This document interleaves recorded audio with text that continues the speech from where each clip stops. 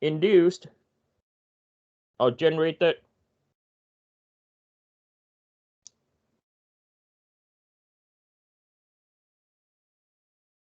by the shear flow is small, okay, is ignored, okay, is ignored. So yay, it's ignored in transmission shaft.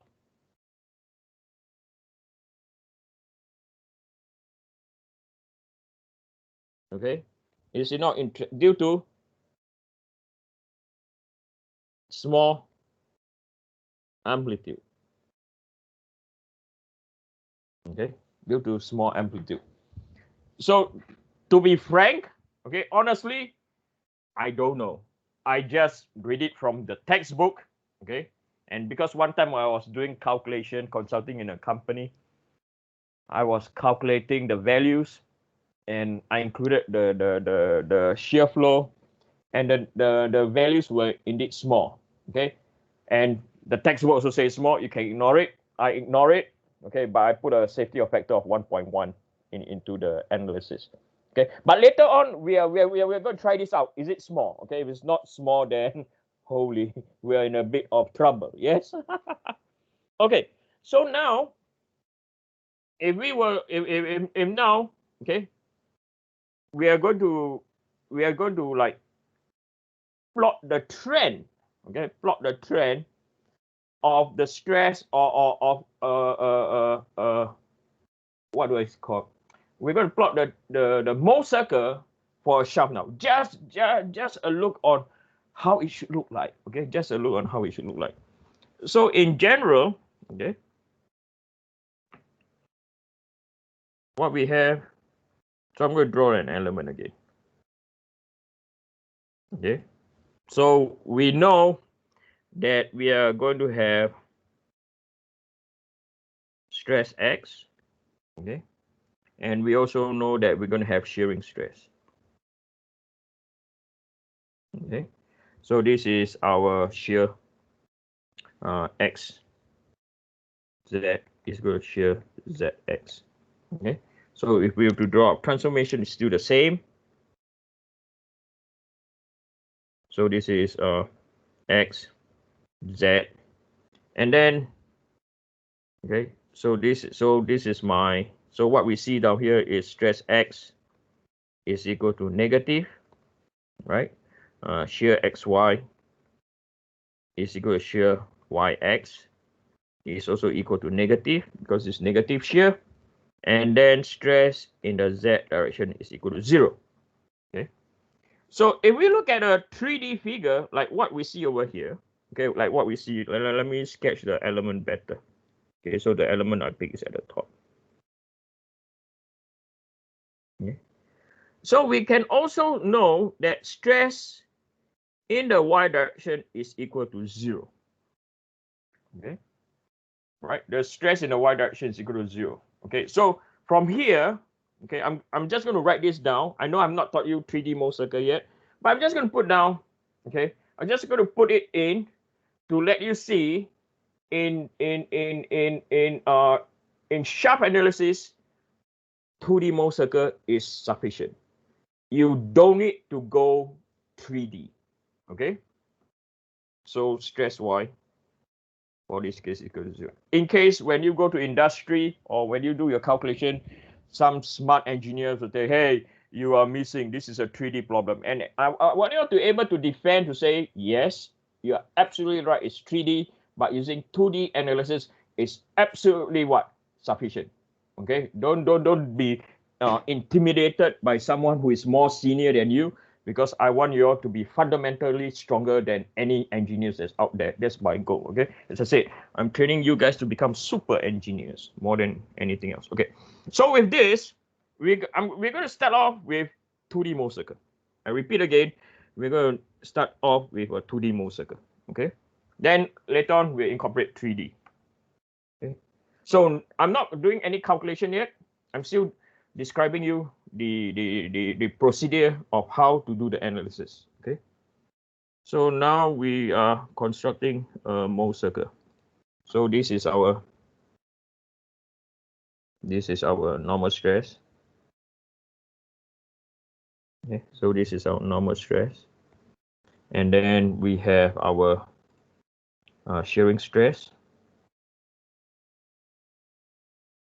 Okay, so this is our shearing stress. Element going clockwise, element rotation going anti-clockwise. And then we have our stress X. So what I'm going to do, I'm going to focus more on the compression side. Okay, I don't need so many tension. Don't need so many tension.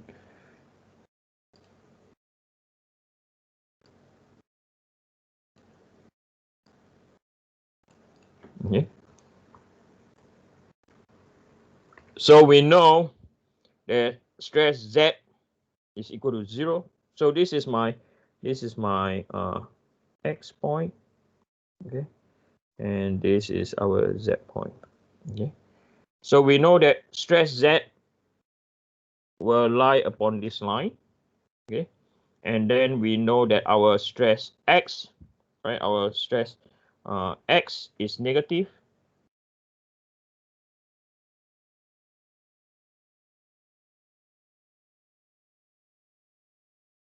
I want to draw in such a way that you can see. Okay, so this is our stress X line, and then we have our shear.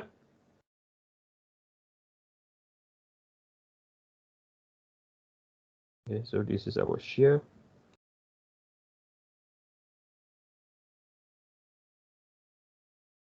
Okay, so if we are going to apply Mohs circle, right, we're going to find point X first. Okay, so we put our finger at the center, right?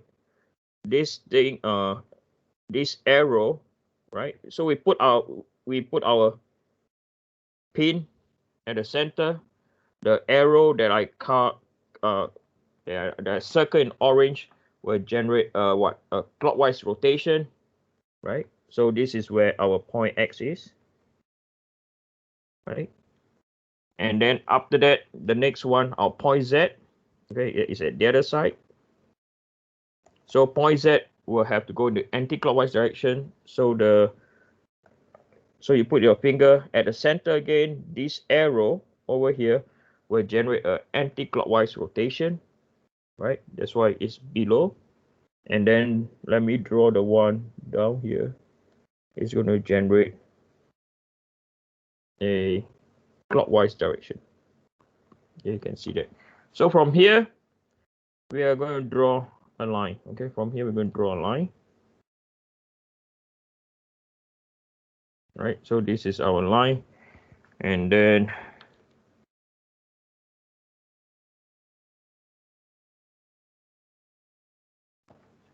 so we're going to draw our maximum. Professor, Yes. this might be a dumb question, but how do you tell which one is TXZ and which one is TZX? It's tau. How? My bad.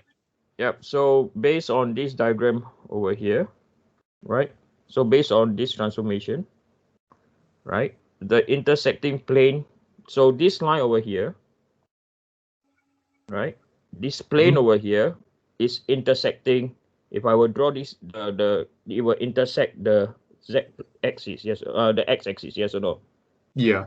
Right. So it intersect at this axis, right? So that's where the X come from, right? And then Oh, if okay. you look at this direction, is the same as the Z direction.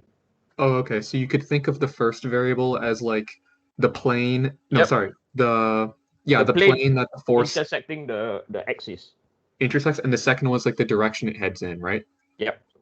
Okay, thanks. Okay. So from here we can construct the circle. Okay, we can construct the circle. So I'm just eyeballing this. Okay, it will not be a perfect circle, but it will be good enough. So 3. Okay, so my cursor gone missing all of a sudden.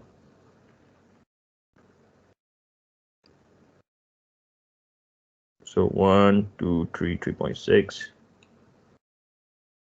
1, 2, 3, 3.6. Okay, so this is our mole circle. So this is a 2D mole circle. Okay, like it. So now I'm going to put the 3D in. Okay, but before I go on, so also we also know we also know from material behavior, okay, where our operating boundary is. Okay, so we have known shear stress, we have known normal stress. Okay, so this is our operating boundary. Hold on. Okay, so this is our operating boundary. So this operating boundary is from materials handbook. Okay, mod. So this material can withstand more compression than tension. Okay, so this is real life now. Okay, so you can see that it can withstand more compression. So over here, I'll write this down. This is from material use strength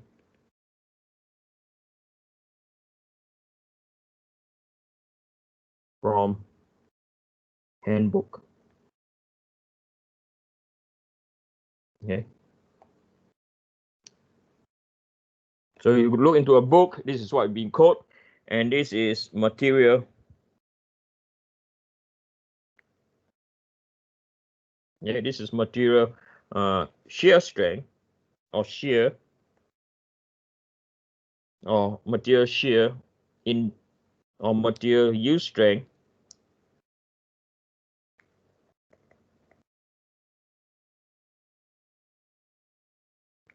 in shear. Okay. Professor, Yes.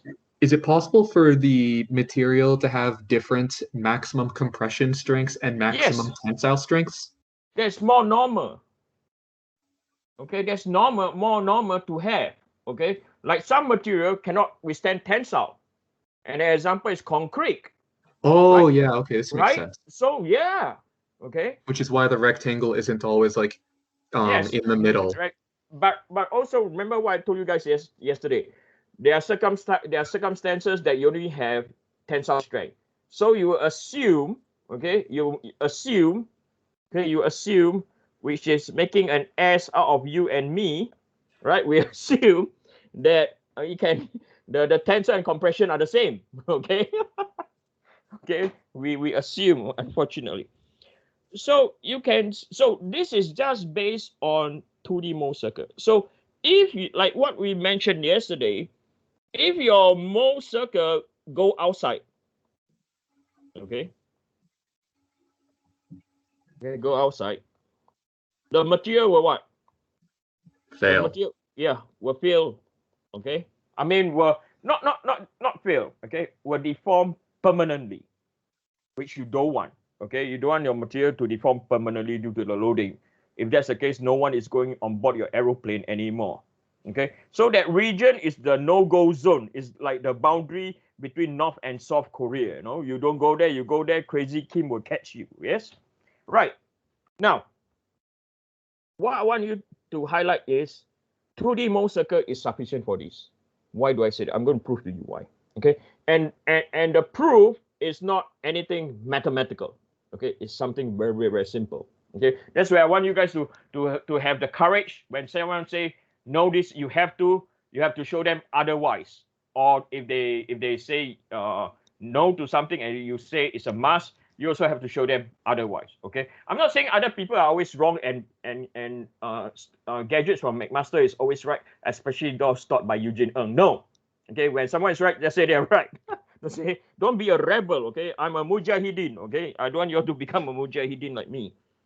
So we know point Y has zero normal stress and zero shearing stress. So this is your point Y. Now this is 3D mole circle already. Okay, so this is it. Okay? So this is your point Y. So we are going to introduce two more circles into here. Okay, so one is here, one H is here, one H is here. So we're going to draw two more circles. Okay, so the two circles over here I'm going to draw. Right, so 1.5. So this is one circle. Right. Before I draw the two more circles, I want you to observe this.